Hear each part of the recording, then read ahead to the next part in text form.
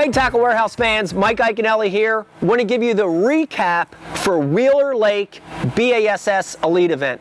Man, what a great week. You know, a lot of speculation this tournament was going to be nail biter, super tough, but it ended up fishing really good. The fish bit. I was lucky. I found 2 separate areas and 2 separate patterns this week. And in a 4-day tournament or a 3-day tournament, a lot of times you need multiple areas and multiple patterns.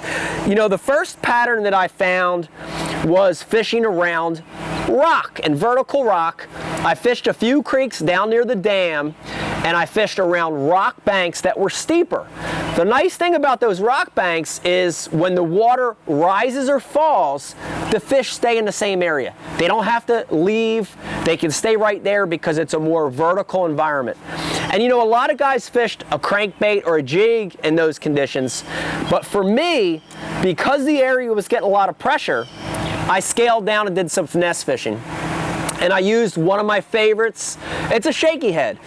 You know, the bait I used, it's a Berkeley Havoc trick worm style bait, and it's called a bottom hopper. Really key bait. I used it in green pumpkin, red flake. Awesome color, imitates a crawfish or a bluegill. But the real great thing about this bait and how I fished it was the jig head. And I fished it on a brand new extension of a head we already had out from VMC called a RUGBY head. But this new one is called the VMC RUGBY Finesse head. And it's a little bit different. If you look at it, you can notice that it's got a little bit smaller, a little bit lighter wire hook, but here's the real key. It's got a 90-degree line tie instead of the 60. And a lot of times when I want this thing to fall, and that's what I was doing along that vertical rock, letting it fall and glide down, that 90-degree line tie really helped that thing glide. A little bit smaller profile, total finesse package. And once again, I'll bite about 1/8 of an inch off of the head of that bait. I'll thread it on that finesse head, and it has an offset hook on it, so when I pull it around, I want that flat side facing down. And here's the beauty of the VMC RUGBY head, is that when you Texas rig it, it's totally weedless. It'll stay out of the rocks. Caught a lot of my fish this week, about 50% of them on this finesse technique. The rod and reel, I used an Abu Garcia Ike series finesse rod, and it's a rod I specially designed for shaky head, a 6'6" medium heavy. It's a great size rod for a shaky head. And then I used it with that brand new Abu Garcia Revo Premier in the 20 size. And finally used 8-pound Berkeley trilene fluorocarbon.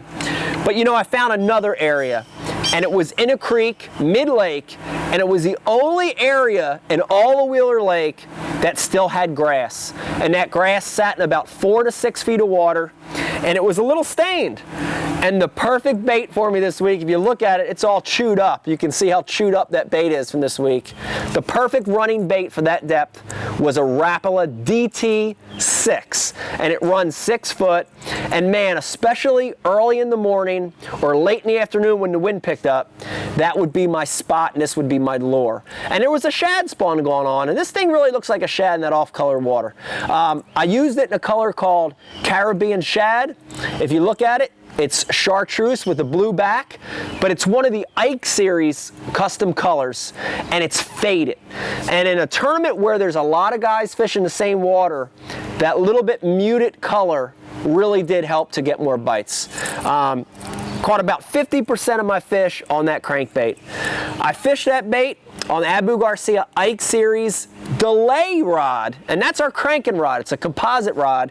I fished it with the 7-foot medium action rod.